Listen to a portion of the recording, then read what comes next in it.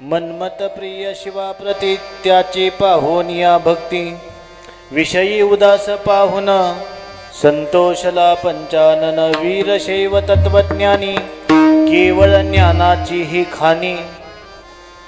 सेवेकरता निवडलेला अभंग